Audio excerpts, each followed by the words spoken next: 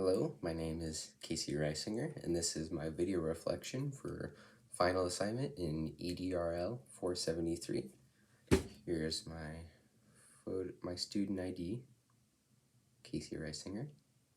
Okay. So, with the first question, what have I learned through this course?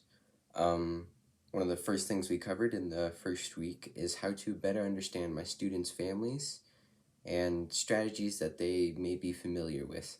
And the thing that I pulled the most from this section and that I learned is that I need to consider home engagement as a valid form of engagement alongside school engagement.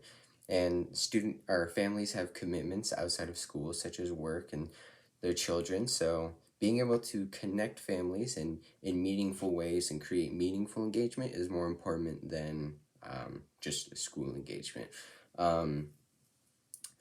After we moved on from engagement, we spent a long time looking at how to give students better feedback. And this was really good for me because in my reflection assignment, I started out thinking that giving a lot of feedback and as much feedback as you possibly can was the best, because then students would, have learned, oh, I did this wrong and now I know how to do this. Obviously, the human brain doesn't work that well, and this was kind of a reality check for me, and I better understand that I need to give meaningful feedback, specific feedback, which I understood, and, feedback, the goal of it should be identifying patterns for my students to learn from, not just learn from everything.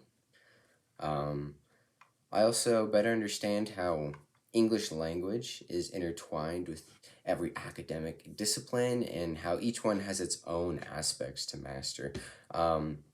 My specialization will be in mathematics, and I found it really interesting through the Zweer's text, reading about math language in the discipline, and not only math language, but math imperative, which I had never considered before, like, oh, root this number, or take the square of this number, or simplify, rationalize, stuff that, I give a definition, but I can't assume students know how to do, especially when a lot of words in math have double meanings that students might not connect with yet, such as rationalize, to make something clear, or slope, how it's correlated with the slope of a hill.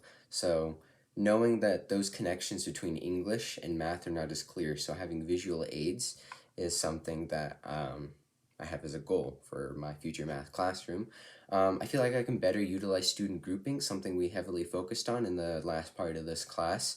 I know about strategies such as think, pair, share, and the key term scramble that I can use with students. The main thing between all of these activities is that group work is inherent in the design, and that's something I want to ask myself at the end of creating every lesson plan that I make, because using groups is effective, as we know, and so being able to utilize groups as often as possible is important, but I need to utilize them effectively. So make group work inherent in the design of the lesson. Something I think went particularly well was in one of our assignments, we read like a WIDA focus study about a teacher and how she broke down a sentence in a science lab and then also had the students build one together.